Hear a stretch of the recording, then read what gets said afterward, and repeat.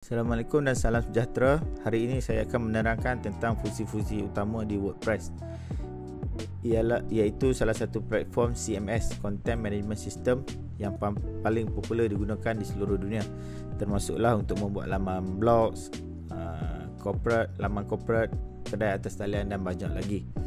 Kita lihat beberapa fungsi yang terdapat di dalam WordPress ini. WordPress ini adalah percuma dan dia adalah open source. Fungsi utama dashboard ni, jika tuan-tuan klik di sini di dashboard ni, anda akan dapat paparan ataupun gambaran keseluruhan website itu yang anda buat.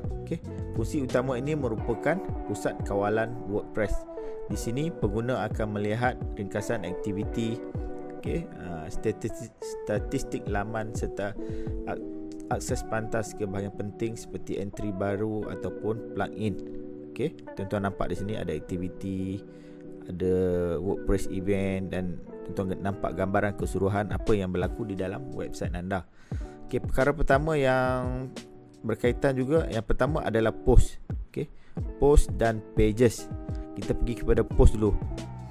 Post, bahagian ini digunakan untuk menulis dan menguruskan artikel kandungan ataupun konten, seperti blogs. Anda boleh menambah kategori, teks atau menjadualkan tarikh penerbitan kandungan. Macam mana nak buat? Just klik post dan add post. Di sini selepas add post, tuan-tuan masukkan title, apa kandungan artikel yang tuan-tuan nak buat. Masukkan di sini dan klik publish. So akan keluar di website anda seperti ini. Kemudian kita pergi ke perkara yang anda perlu tahu. Yang kedua ialah pages. Apa itu pages? Pages dia sama macam post tadi. Kita nak post juga, cuma berbeza dia. Pages ni dia kandungan dia statik, dan tidak disusun mengikut tarikh. Kalau post tadi, dia akan susun ikut tarikh. Kalau tuan-tuan nampak di sini ada 7 jam, 3 jam, 4 ataupun 4 hari yang lalu. Ini post. Kita post, dia akan ada tarikh. Tapi kalau kandungan tu static, kita panggil pages. Pages. Kita tengok macam ni, dia ada tarikh. Kita pergi ke home. Kejap. Ini adalah pages. Pages dia tak ada macam tarikh tadi. Dia static, kandungan dia static. Static satu page. Itu beza dia post dan pages. Yang seterusnya media. Media ni untuk anda muat naik dan menguruskan fail seperti gambar, video dan dokumen PDF. Semua media yang dimuat naik akan disimpan dalam pustaka media WordPress.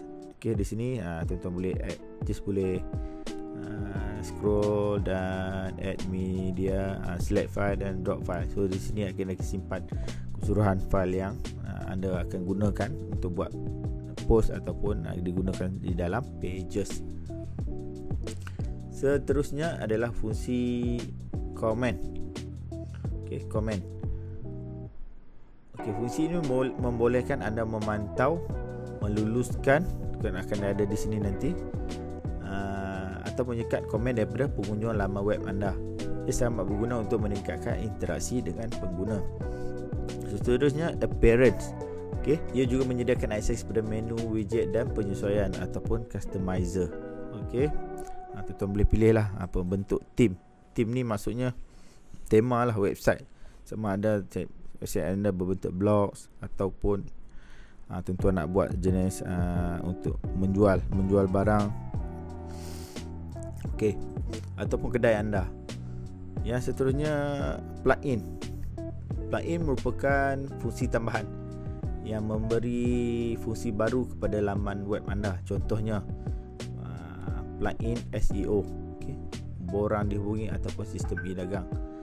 Normally kita letak ini SEO, ataupun tuan-tuan nak tambah ada fungsi-fungsi fungsi terbaru, contohnya letak table of content, okey,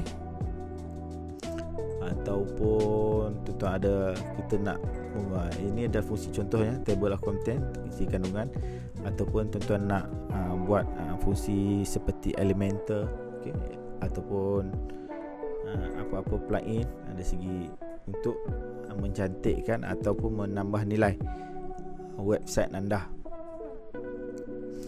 Seterusnya di bawah plugin ni, di bawah fungsi seterusnya di bawah WordPress adalah user. Okey, tuan-tuan boleh tambah user, peranan user ada sama admin ataupun pengguna biasa. Atau dan last sekali yang perkara yang agak penting adalah setting. Okey, di setting anda boleh tetapkan tetapan laman web anda, tagline, bahasa, zon, masa dan pelbagai tetapan.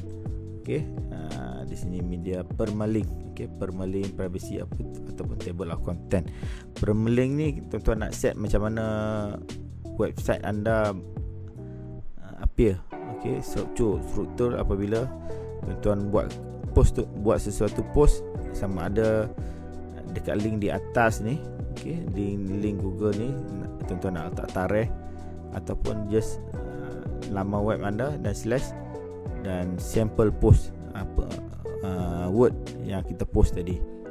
Okey. Kesimpulannya, WordPress menyediakan pelbagai fungsi yang mesra pengguna untuk membina dan menguruskan laman web secara profesional walaupun tiada pengetahuan teknikal yang mendalam. Okey, zaman-zaman dulu kita menggunakan coding, tapi sekarang kita just plug and play.